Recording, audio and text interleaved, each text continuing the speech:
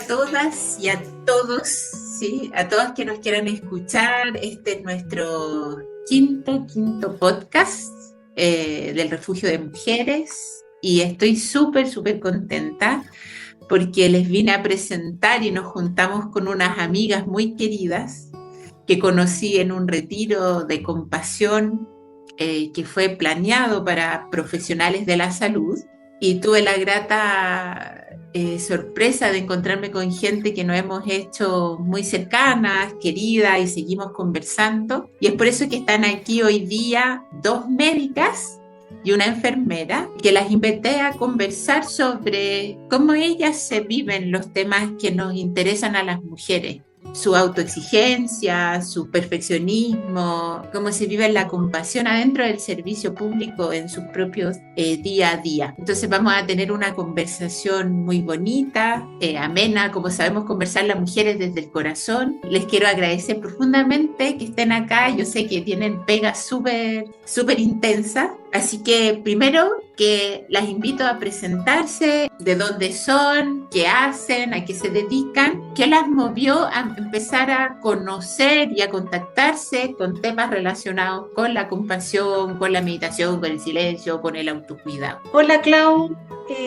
hola Jimena, Francisca, mi nombre es Yasna, yo soy médico de familia, ya tengo varios añitos de trabajo, tengo más de 30 años de trabajo. Como médico de familia en general me he dedicado a la atención primaria y ya hace varios años estoy trabajando más en gestión en un servicio de salud y en un trabajo que a mí me motiva mucho porque a pesar de que está lejos de lo asistencial, del contacto con las personas, con los pacientes, da la posibilidad de generar buenas o nuevas ideas, nuevas iniciativas como para mejorar la atención de las personas en los distintos establecimientos de los que el servicio de salud está a cargo. Eso es una motivación bien bonita. Hice turnos de urgencia hasta hace un año atrás. Me costó harto decidirme a dejarlos porque en realidad era mi espacio para contactarme con las personas, pero uno en algún momento tiene que decir, cambiemos de rumbo y entreguemos, digamos, lo que sabemos o nuestra experiencia desde otro punto de vista o desde otra área. Así que estoy contenta porque también me ha dado la posibilidad de dedicarme un poco más a lo mío, a lo personal. Hemos hablado que has hecho bastantes cursos, ¿no? ¿Qué te motivó a meterte en estos temas? Desde que me dediqué o pensé en dedicarme a la medicina, pensé en ayudar o aportar a las personas que necesitan, que tienen una necesidad de un apoyo. Y a lo largo de mi carrera y de formación, igual entendí que no es solo lo técnico lo que uno le puede aportar a las personas, sino que mucho de lo que uno puede entregar es a través de compartir y de escuchar, y eso igual hay que aprenderlo. Uno no nace con esto de ser empático y de aportar desde lo humano. Y en algún momento de mi vida se me dio la posibilidad de empezar a hacer cursos un poquitito más de medicina complementaria, que en realidad desde mi especialidad es fácil llegar a eso y me hizo mucho sentido. Pero también me hizo mucho sentido el darme cuenta que uno para poder ayudar tiene que uno estar bien primero. Uno no puede estar mal, uno tiene que estar bien, entonces la primera ayuda es para uno. ¿Ya? Uno tiene que cuidarse, uno tiene que sanarse las cosas que naturalmente tiene que sanarse, todos tenemos cosas que sanar en lo personal y para poder entregar a otra persona tenemos que eso tenerlo lo más equilibrado o lo más sanito posible para poder entregar de buena manera. Gracias, Yasna, y bienvenida. Hola, sí, muchas gracias Claudia por la invitación, emocionante estar aquí en tu podcast, así que muchas gracias por considerarme. Yo me llamo Francisca, soy pediatra, cardióloga, y dentro de la cardiología pediátrica me dediqué a un área bien específica. Veo adultos con cardiopatías congénitas, o sea, niños que ya crecieron y que necesitan de cuidados a lo largo de toda la vida. Así que mi atención es básicamente pacientes crónicos que se controlan desde que recién nacieron hasta los últimos días de su vida, ¿no es cierto? Mi espacio de atención clínica está en un hospital privado, tengo un cargo académico en una universidad y también trabajo en un hospital, en un servicio público. Hago ecografía, atención clínica de pacientes, además soy casada, tengo hijos, así que trato de compaginar todas las áreas en el tiempo que existe, digamos, en el día. Y cómo llegué acá fue una vuelta un poco como tal vez lo que dice la Yasna, cuando uno empieza la carrera de medicina, probablemente yo tuve algunos profesores y una visión inicialmente muy humanista, todos entramos a ver a la persona, a ayudar a la persona, y después en el tiempo en la especialización y en la subespecialización, uno se va metiendo en la parte más técnica y en el área más dura y piensa que ese es tu rol, ¿no es cierto? Pero después en mi práctica, yo ya llevo 12 años de cardióloga, me fui dando cuenta que eso no era suficiente. Es necesario tener un conocimiento técnico, pero no es suficiente para poder tratar a un paciente. Y que muchas veces lo que el paciente necesita, o lo que lo ayuda, o lo que lo cura o sana, es el vínculo que establece conmigo, y también lo que yo establezco con él, a mí también me enriquece. Entonces esa interacción la empecé a apreciar y me di cuenta que tenía que meterle como intensidad a eso, aprender a contactarme, porque llegó un momento que estaba como muy cansada de mi trabajo, no quería ir a trabajar, y a mí me encanta mi pega. Entonces algo raro estaba pasando y decidí ir a este retiro, ¿no es cierto?, de autocompasión y mindfulness profesionales de la salud, y a meterme en este mundo, y de verdad que ha significado un cambio importante en mi práctica diaria. Bienvenida, Fran, vamos a conversar sobre ese cambio, así que por ahora, muy bienvenida. Yo soy Jimena, soy enfermera en Valdivia, hace 24 años que ejerzo, y la mayoría de esos años he estado en APS, Atención Primaria en Salud, en el CEFAM. Y bueno, en el CEFAM, dentro de todos esos años, 20 años que he estado ahí, he trabajado en casi todas las unidades, he pasado por todos los temas habido y por haber. Me falta solamente ver la zona rural, pero el resto lo he investigado todo. En este minuto estoy trabajando en algo más bien no tan estructurado como son las atenciones con hora o en box, pero sí en la unidad de procedimiento, donde tengo un flujo bastante importante de gente en algunos momentos del día. Tengo harta gestión administrativa también. La gracia de eso es que estoy metida como en los dos mundos, en la parte de gestión y en la parte de atención de pacientes. Aunque la atención de pacientes como bastante incidental, también tengo pacientes con los cuales puedo compartir 2 veces a la semana durante meses, porque también hago atención en curación avanzada, y esos pacientes por lo general son de meses de tratamiento, donde uno comparte la vida básicamente mientras hace las curaciones. No sé, pues, uno puede hablar tanto, educar respecto del cuidado de su salud para que la herida se recupere, bla, bla, bla. También uno habla de las mascotas, de las comidas, de las familias, y es un momento muy, muy grato. Entonces, todo lo ingrato que para mí pudiera ser, por ejemplo, el tema de gestión, que también es bastante pesado, y yo creo que es lo que más angustia dentro de todo, lo otro compensa. Así que en este momento me encuentro bien donde estoy, me gusta. ¿Y qué te llevó a meterte en los temas de compasión? Más que nada por un tema de autocuidado. Un tema de autocuidado, porque al ritmo que yo iba, porque también soy mamá de 3 hijos, 2 adolescentes y un chiquitito, a ese ritmo no estaba rindiendo, no estaba llegando al nivel que yo habitualmente llegaba. Y ya obviamente tenía que hacer algo, o sea, y tampoco es una cosa que yo desconocía completamente, pero sí he como que he visto en algunos momentos de mi vida, he tocado el tema de mindfulness y eso, pero no lo había como tomado como la importancia que le estoy tomando ahora, principalmente por un tema de bajar revoluciones y poder sobrevivir la otra mitad de mi vida, porque ya con la expectativa de vida que tenemos, yo creo que vamos recién en la mitad. Bienvenida, Jimena. Entonces profundicemos en esto, ¿no? Como lo primero que escucho también es que hubo un momento de tener que ser competente, ¿sí? De tener que aprender una especialidad, de tener que ir formándose, pero que a la vez en esa competencia también está la necesidad de la relación con los pacientes desde otro lugar, ¿sí? Me gustaría que nos fuéramos como para atrás primero, ¿sí? Que me pudieran contar estas primeras como preguntas que se fueron haciendo, o estos primeros insights de ir mirando, chuta, aquí ya me quedé corta, o esto ya no me sirve, o partir de alguna manera que ahora no necesito meterme más acá. ¿Cuáles fueron esas primeras como preguntas o inquietudes, o las primeras cosas que les fueron pasando?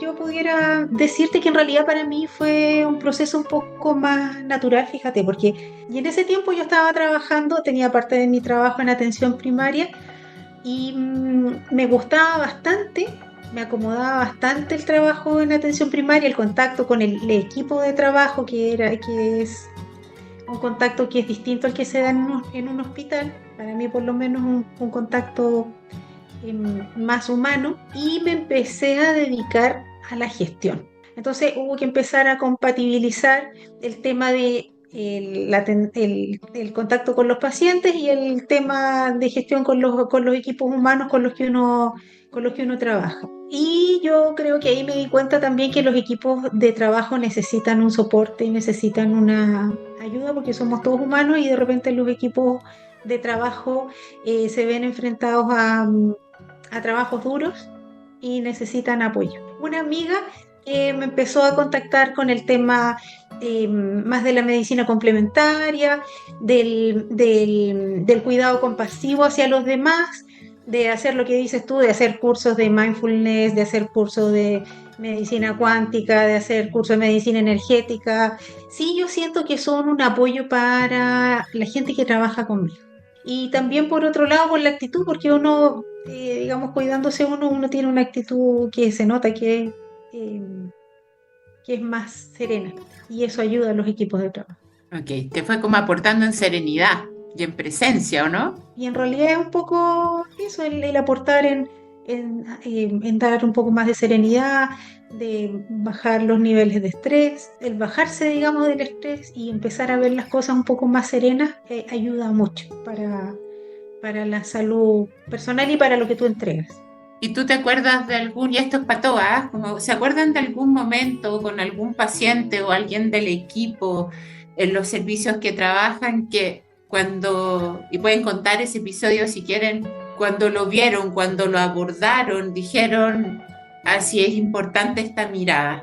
¿Tienen algún recuerdo de algún clic que hayan hecho en ese momento? Después, no necesariamente en el momento del episodio, decir, chuta, que es importante que yo haya desplegado esto en mí, ya sea la serenidad, ya sea la autocompasión. ¿Lo ven? ¿Ven algún momento en su carrera que les muestra esto? Voy a ser sincera, yo me gusta mi profesión, me gusta mi carrera, pero no es el centro de mi vida. Yo priorizo siempre la familia. Los primeros años de trabajo, los 4 primeros años de trabajo, los hice en área intrahospitalaria, principalmente en unidades de servicio de medicina, y también estuve trabajando un tiempo en una UCI. Esos son trabajos que a mí realmente me llenaba el alma. No sé cómo explicarlo, pero es como, ahí podría decir que me apasionaba estar cerca de gente, quizás recibir de mí las últimas caricias, las últimas palabras cariñosas, el acompañar tanto a ellos como a su familia. Bueno, luego de eso hice la transición a atención primaria, pero casualmente mi primer trabajo en atención primaria fue cuidados paliativos en domicilio.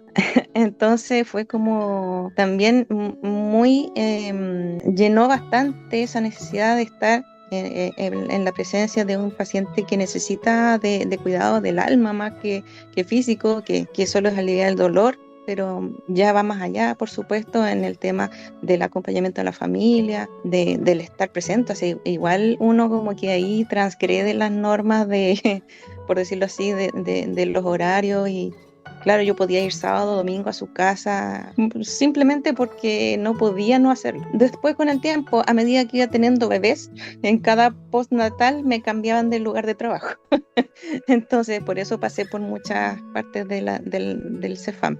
Y me fui dando cuenta de la falta que me hacía eso, el contacto con los pacientes adoloridos del alma. Aunque también me fui dando cuenta de lo absorbente que era, por ejemplo, la atención en box de 8 a 5, pacientes crónicos o atención de salud del niño, en que cada historia te absorbía de una forma increíble. Yo personalmente creo que no podría volver a hacer ese trabajo, porque hay que tener cierta capacidad de recomponerse en uno tras otro. Y claro, a veces habemos algunas personas que somos como demasiado absorbentes de energías o de dolores de otras personas, a pesar de que a mí me gustaba la otra parte más de la última parte de la vida, pero hay dolores que uno siente que están empezando recién y que está fuera de nuestras manos solucionar o tratar de alivianar un poco. Bebés pequeños que uno veía que su vida iba a ser terrible porque veía a la mamá o veía al papá como eran, o adultos que estaban sufriendo ahora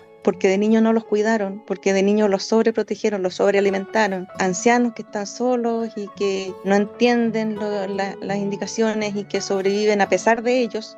Entonces esa otra parte donde uno atiende personas sin la posibilidad, entre comillas, de poder alivianarles la carga, porque en media hora de atención tú no podís solucionarle esa parte del dolor que los acompaña hasta su casa todos los días 24/7. Por eso yo pienso que no podría volver a ese lugar de trabajo. Entonces esta otra parte no es que me facilita la vida, pero me da, como les decía yo, ambas cosas, en que uno puede acudir rápido a alivianar a alguien que está sufriendo algo agudo y al mismo tiempo puede llegar a ser un poquito más allá. Y en cuanto a lo del caso de un paciente que tú preguntabas, tuve una vez una urgencia que yo creo que cualquiera en el mundo diría eso no es una urgencia, pero llegó un chiquillo de unos 20 y tantos años, 28, 29 años, que había pasado 2 noches afuera a la intemperie con lluvia porque él estaba en un refugio y había recaído en la cocaína y no había querido volver al refugio porque no lo iban a recibir.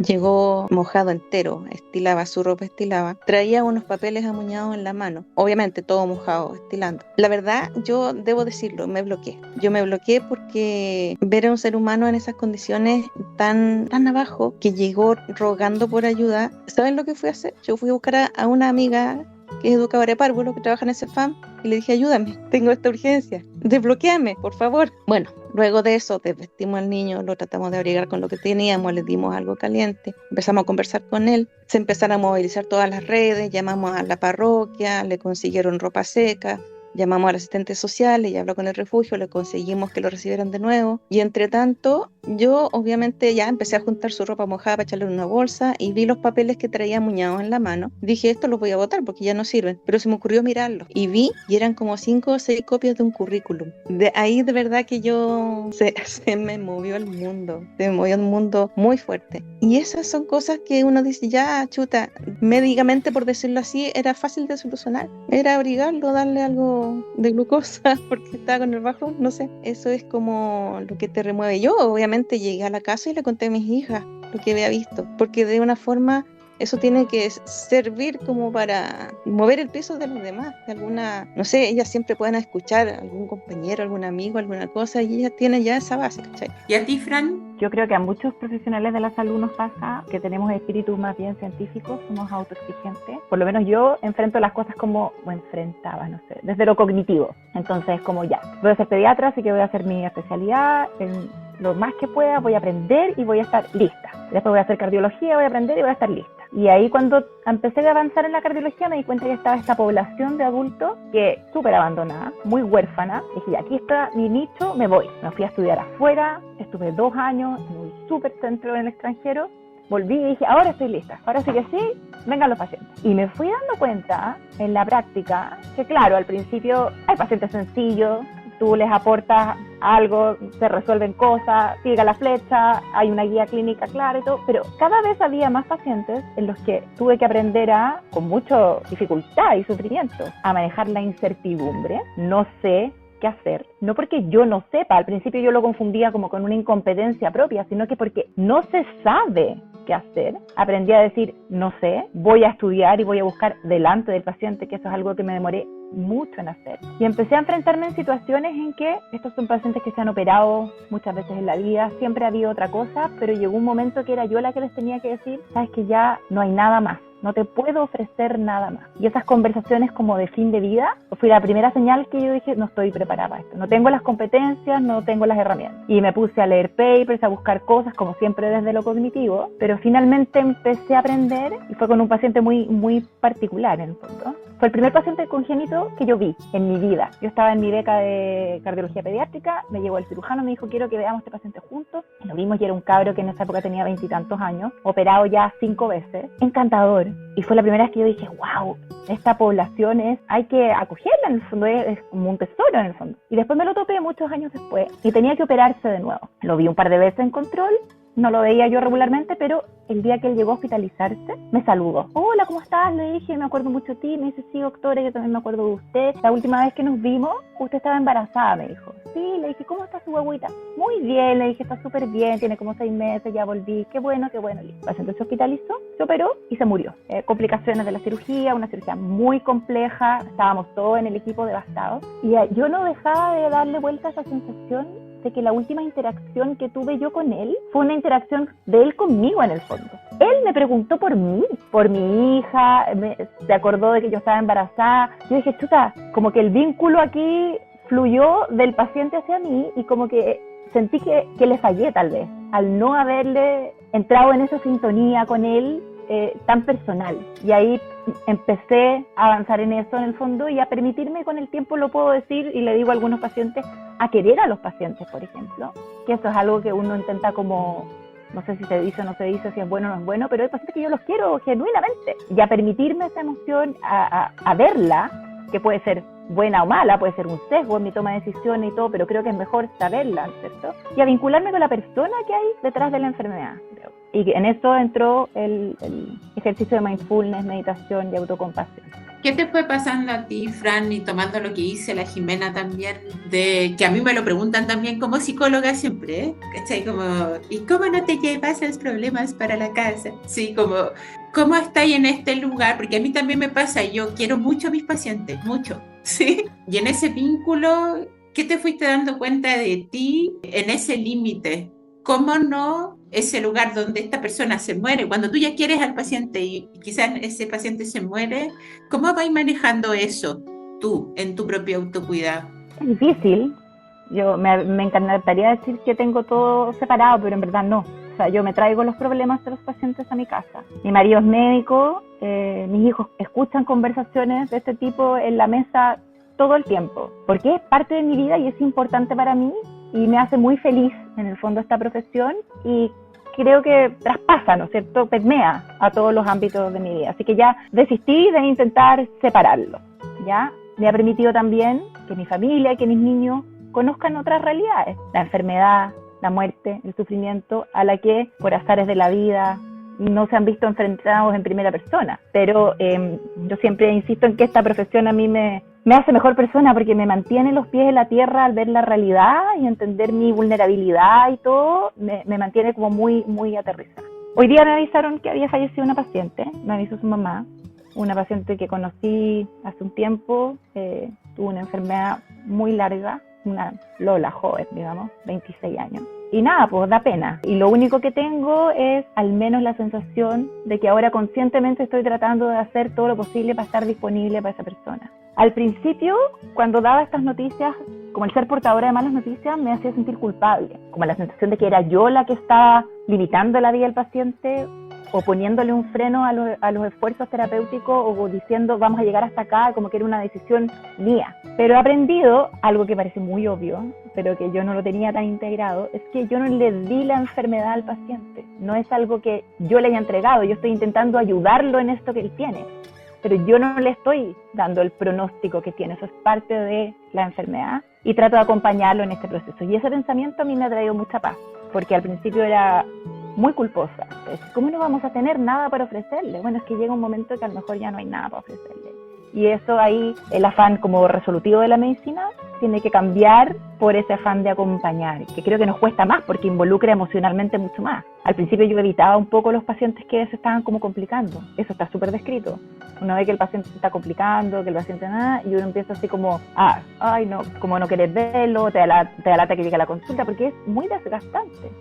Y ahora soy consciente de eso que pasa y digo, mira, ¿sabes qué? Por algo estoy acá, este es mi lugar, este es mi rol y voy a hacer lo mejor que pueda. Y eso me ha traído mucha tranquilidad. Gracias, Fran. Las veo a las dos así como, sí. ¿Qué tienen que decir al respecto? ¿Les ha pasado esto, Jimé y Yasna? Mira, yo a propósito de lo que dice la Fran, yo creo que esta paz o esta tranquilidad pasa por esto que dice el mindfulness también, que es el aceptar las limitaciones propias, porque uno no le resuelve la vida al resto. Uno con suerte resuelve su vida y uno tiene que ayudar en lo que es capaz de ayudar. Y uno sabe que uno tiene que aprender a darse cuenta que uno no es capaz de todo. Uno tiene limitaciones también como persona. El darse cuenta de eso da tranquilidad, da paz y da la posibilidad de entregar con honestidad y de sentirse tranquilo con esa entrega, que no es un paso fácil por esta cosa competitiva que tienen nuestras profesiones de salud.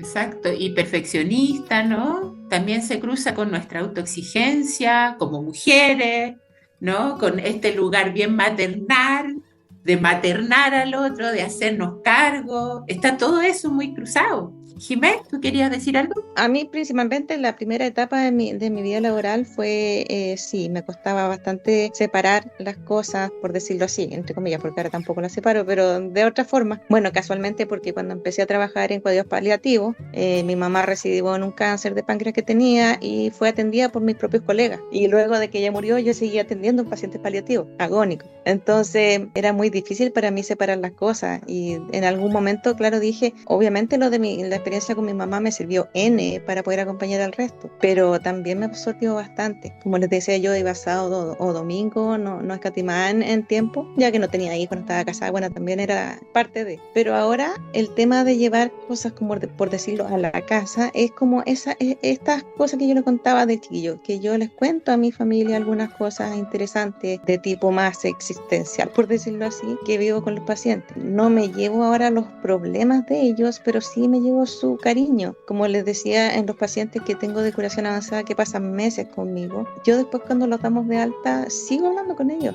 pero de una forma ya más de compañía, de amistad. Si me los encuentro por ahí, les digo, oh, mi amigo, y un abrazo. Es como llevarse algo, pero no el dolor, sino que la compañía de esa persona. Uno siempre los piensa, los recuerda y da gracias porque no han vuelto.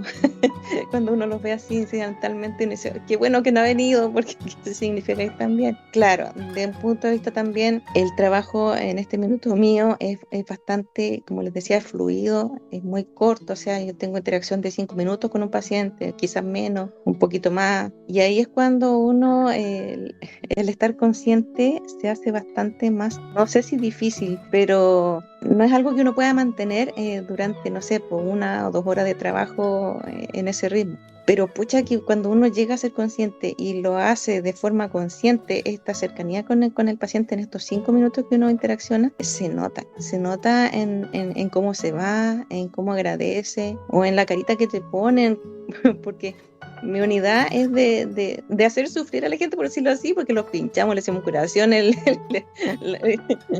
como que todos van asustados, o sea, al que se va a tomar un electro no sabe lo que le va a pasar, piensa que le va a dar un shock eléctrico, no sé, pues, cosas que la gente va asustada a esa unidad.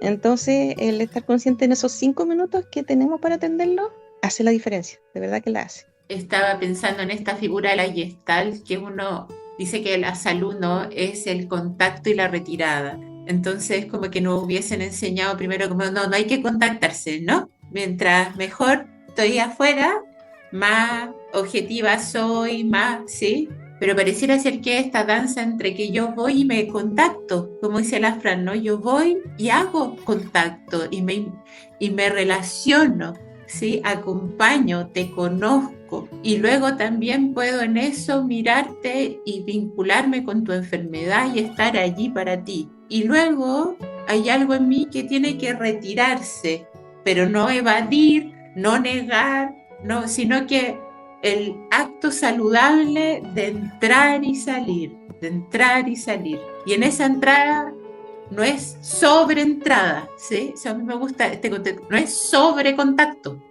¿sí? Ni sobre retirada. Entonces yo no me sobrevinculo y me llevo las cosas y después, además, yo tengo que ser la salvadora del mundo, ni tampoco me sobre retiro y digo, ya no, esto no es para mí, ya chao, mejor yo me alejo de todo esto. o me da una depre, que tiene que ver más como con el lugar evasivo o el lugar que me agotó de tanto sobrecontacto. Hay algo ahí en la danza de entrar y salir que la vamos aprendiendo en el camino, ¿no? Y que vamos aprendiendo de que me quedo como con esto que me resuena de ser consciente de nuestra vulnerabilidad, pues. Estudiemos lo que estudiemos, hagamos los máster y los sí, que hagamos, somos personas vulnerables. ¿Les hace sentido esto que les digo? O sea, eso de ser vulnerable, claro, uno de repente, como decía la Fran, de repente uno queda como descolocado cuando el paciente se preocupa por ti, cuando el paciente te ve una cara que no es la tuya habitual o un ánimo que no es el tuyo habitual o no sé, o que te bendicen las manos, no sé, es como... No, sí, de hecho, a mí hubo una abuelita de 90 y tantos años que yo le fui a poner un medicamento, me dijo, Dios bendiga sus manos, y en esa noche ella murió. Entonces es como el hecho justamente de sentirse también uno que es cuidado por sus pacientes, sobre todo cuando son pacientes que son como conocidos o más tiempo, pero también hay pacientes que en el instante les nace ser como, entre comillas, protectores nuestros, en forma de agradecimiento, no lo sé, pero es como que, claro, descoloca, pero igual es rico sentirlo. Sí, además ese paciente está entregando toda su vulnerabilidad allí, puesta, completa. ¿Sí? Confía plenamente en ti. Absolutamente. Entonces, en esto de estar expuestas y acompañar el sufrimiento y la vulnerabilidad de otro, ¿qué le podrían decir a las profesionales de la salud que están entrando? ¿Qué tips, qué consejos, sí, les dirían como en este camino que les pudiese servir desde su experiencia, ¿no? Porque no hay receta en esta cuestión, ¿no? Pero al menos como poder decir, mira, ojo acá, o a mí me sirvió mucho hacer esto para entrar y salir, para no quedarme tan adentro ni tan afuera. Mira, a mí en mi trabajo me toca relacionarme harto con médicos recién egresados y hay una cosa que a mí me suele complicar, que es esto de ver a los médicos recién egresados, bueno, estresados por rendir, porque están recién practicando algo que no es fácil, porque tiene harta responsabilidad o porque tú te cargas mucho de responsabilidad en un momento de la vida en que no necesariamente tienes toda la expertise para enfrentar temas con el otro, y eso es difícil y es desgastante. Es muy estresante para la gente cuando empieza a trabajar. Y en esto de intentar rendir, muchas personas o muchos colegas se van olvidando del contacto o van perdiendo el contacto humano por dedicarse a esta otra parte que es la que tú tienes que o te sientes en la obligación de entregar. Entonces, un poco a mí siempre la sensación que me da es de que por lo menos las personas que recién empiezan a trabajar en esto, hay que acompañarlas mucho en lo emocional, para que de alguna manera en algún momento cuando ya empiecen a ya dominar su trabajo, no hayan perdido el contacto humano con sus pacientes, no hayan olvidado el contacto humano con sus pacientes, que eso de alguna manera nosotros igual nos lo enseñan al principio, los primeros años, y que después ya con el pasar como que uno se empieza a olvidar o en algunos momentos incluso a deshumanizar un poco. Y yo creo que eso es algo que es bien fundamental, porque el principal rol de nosotros como profesionales de salud es acompañar en las distintas etapas de salud o de enfermedad de las personas, pero acompañar y aportar en resolver sus problemas de salud, pero principalmente acompañar. Yo creo que lo que sana mucho es a las personas, yo creo que a todos en lo personal nos ha pasado, es sentirnos acompañados, sentirnos comprendidos, sentirnos apoyados, sentir alguna seguridad en el momento en que estamos viviendo, en el momento de vulnerabilidad que estamos viviendo. Parte de nuestro rol es eso, acompañar y dar tranquilidad. Gracias, Yasna. Chiquillas. Concuerdo con Yasna respecto de acompañar, y no sé, como mensaje a las coleguitas más nuevas, yo creo que es importante el hacer hincapié en el acompañar desde el nivel, o sea, como un igual. He visto últimamente, bueno, no sé, yo creo que ahora que soy ya enfermera vieja lo veo, quizás antes siempre he estado, pero un desnivel donde el paciente siempre está un poquito más abajo, pero el acompañar desde el mismo nivel nivel, desde la misma vulnerabilidad, como decía Yanna, le aporta confianza a la relación y el paciente se siente, da credibilidad, ya cuando uno también aporta desde la experiencia de vida de uno, o mostrando también parte de la fragilidad, como decía la Fran, el de chuta, no sé, pero lo averiguo. Un dicho muy de enfermera, no se me va a caer la toca si yo agarro una escoba y barro al lado, no sé. El ser equipo, tanto con el paciente como con el equipo, o sea, el estar al mismo ritmo con todos ellos, sí que te hace la vida bastante más fácil y más alegre. Gracias, Jimmy. ¿Y tú, Fran? Mira, yo creo que siempre le digo a los becados, ya me estoy poniendo vieja porque como que veo las cosas ya con más perspectiva. Primero, que se van a equivocar, que eso es parte del ejercicio de cualquier profesión y que a nosotros nos duele nuestros errores o nuestros desaciertos, pero que son prácticamente inevitables y que tenemos que estar preparados para enfrentarnos a eso, y yo soy una convencida de que los errores tenemos que conversarlos, comentarlos y aprender de ellos, ser transparentes, eso es lo primero. Y un poco lo que decía la Jime, yo creo que yo lo veo mucho en los médicos. Yo trabajo en un área, puros cardiólogos, gente muy seria, ¿no es cierto? Creo que nos tomamos demasiado en serio. Creo que el humor es súper importante. Mirarnos en la perspectiva de qué somos nosotros en el fondo. El que está aquí para ayudar al paciente. Yo siempre le digo a los pacientes, mire, cuando un paciente está medio indeciso o me cuesta, le digo, mire, aquí estamos en una relación de ayuda, los dos. Yo lo único que tengo de ventaja sobre usted es que tengo más conocimiento técnico, pero las decisiones las vamos a tomar en conjunto porque el paciente es usted en el fondo. Un poco lo que decía la Jimé, poner al otro como un igual y que tú le estás aportando con tu criterio, tu visión, tu estudio, la parte técnica, tu acompañamiento, pero que finalmente el objetivo es que ese paciente tenga la mejor calidad de vida, la más larga expectativa de vida de acuerdo a sus principios, decisiones, lo que considere importante, y ser súper respetuoso con eso. Yo creo que lo que yo recetaría, si pudiera, es que se den tiempo para los pacientes, y eso creo que es algo que los médicos tenemos que exigir.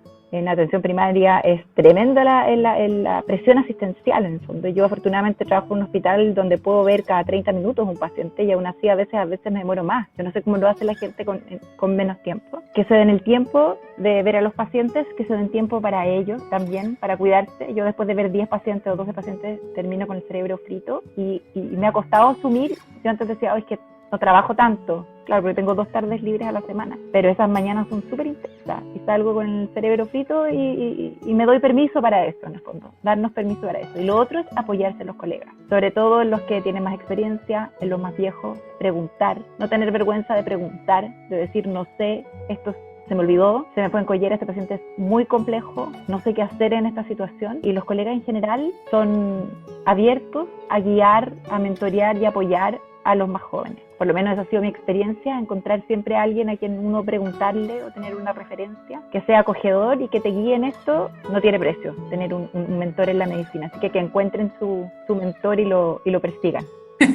Sí, y yo me quedo con lo que tú dices, Fran, de darse pausas, y que a veces podemos tener, a mí me pasa que a veces tengo, no sé, 6 pacientes en un hilo, ¿no? Y es puro sufrimiento humano, ¿no? Y a veces sufrimiento muy, muy fuerte. Y en ese momento tengo 20 minutos para el que viene y me pego una ducha de agua helada.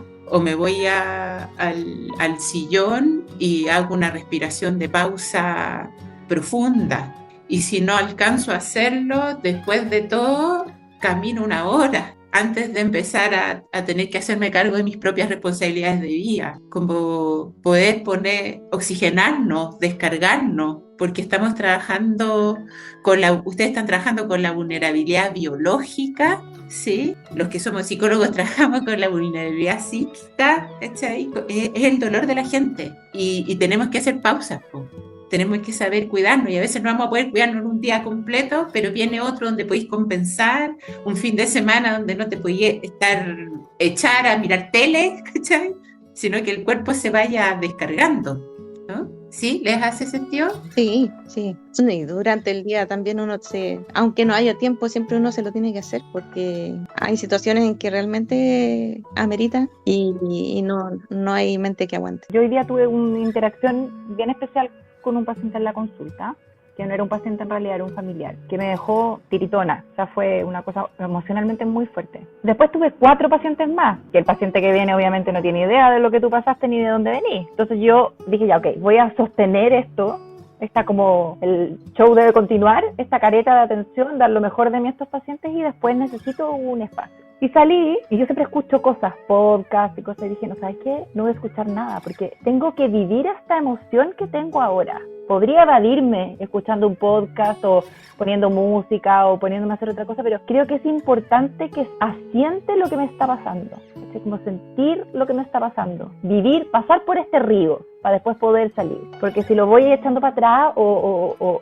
después se acumula finalmente. Todavía estoy pasando el río, no sé si habré logrado salir, pero cuando me acordé que teníamos el podcast hoy día dije fue providencial, porque en el fondo hoy día ha sido uno de los días emocionalmente más difíciles de mi carrera, pero me siento contenta de que siento que lo manejé relativamente bien y haberme dado el espacio después para sentir eso. Es que hay mucha diferencia entre la conciencia de eso y la no conciencia, porque quizás como habla de la atención plena, no el mindfulness o la compasión, es simplemente habitar un rato en ese espacio y quedarme ahí y observarme y decir, bueno, quizás se me va a pegar todo el día, pero cuando yo tengo me acompaño en eso y digo, ¡ay, mira cómo estoy! Ahí está el acto compasivo, de no tratar de sacarme de ahí, de empujarme de ahí, de exigirme, de decir, oye, yo no debería estar viendo esto porque como si ya llevo no sé cuántos años y esto todavía me afecta. Ese es un lugar exigente, pero el lugar compasivo es la presencia amorosa que puede ser simplemente estar, mirar mi estado y después decir, ¿sabéis qué? Quiero un abrazo a mi marido. ¿Sí? Necesito el abrazo de mis niños. Este fue un día difícil para mí, ¿no? Y entonces el primer acto compasivo es la conciencia de mi estado, y eso es lo que no sabemos hacer, porque en realidad como es tan fuerte, ay, mejor como, mejor me tomo una Coca-Cola, mejor fumo, mejor, sí, me pongo a ver un video, sí, porque es mucho. Hoy día a mí también me pasó que una paciente a veces los pacientes me cortan el cuerpo en dos porque vienen muy angustiados, y cuando tú tenías angustia, el cuerpo se corta en dos, los pies se te van del suelo, así de concreto, ¿cachai? Y yo me miraba y decía, estoy tiritando de aquí para abajo, porque el caso era muy heavy, po. Y dije, y me fui, y me quedé un rato ahí, mira cómo no tengo mis piernas, ¿sí? Mira cómo esto, y no que me haya quedado con el caso acá en la cabeza, simplemente sus niveles de angustia eran demasiado fuertes, que me impactó en el cuerpo. Entonces digo, mira mi cuerpo angustiado, mira cómo se me pegó esto. Entonces ahí como ya, a ducharse el tiro, ¿cachai? Después vi a mi mamá y como que la abracé y ahí como ya, esto está empezando a pasar, ¿sí? Y todavía me siento un poco turuleca, pero si no lo hago consciente, empiezo a comer, o me digo, bueno, pero si yo ya llevo cuántos años en este circo, ya esto a mí se me iría a pasar. No se me pasa, es eso el cuerpo. El cuerpo resuena más allá de nuestra expertise, ¿sabes? Entonces es bonita el lugar de la conciencia, de la atención y luego de asistirme. Ese es el acto compasivo. A veces creemos que la compasión, ¿se acuerdan cuando lo veíamos en el retiro? Una cosa blandita, así, cariñosa, ¿no? El acto compasivo es un acto que te puede poner límites, que es como, ya, acá necesitas aliviarte. ¿Y qué significa aliviarte en ese momento? Puede ser muchas cosas, ¿no? Pero primero conciencia. ¿Y qué más necesario en todo el torbellino de atenciones que ustedes tienen todo el tiempo, ya sea con los equipos de trabajo, con los becarios, en un sistema de salud que hoy día se habla mucho que está como golpeado por toda esta exigencia, en la tasa de suicidios que hay en los profesionales de salud? Así que estas conversaciones que tenemos hoy día aquí sanan, ¿sí? Alimentan el corazón entre tanto agobio, y se los quiero agradecer tener esta conversación bonita, honesta y cariñosa, escucharlas en sus vulnerabilidades. De verdad les agradezco mucho y espero se repita. Y nada, pues decirles que para mí encontrarme nuevamente con ustedes es como volver al retiro, volver ese día, ¿no? Pero ahora desde nuestros hogares. No, muchas gracias por la invitación. De verdad no sabía qué es lo que iba a decir, pero como todo fluye, y yo creo que en algo se pudo aportar y ojalá que resuene en hartas mujeres. Gracias, Jim.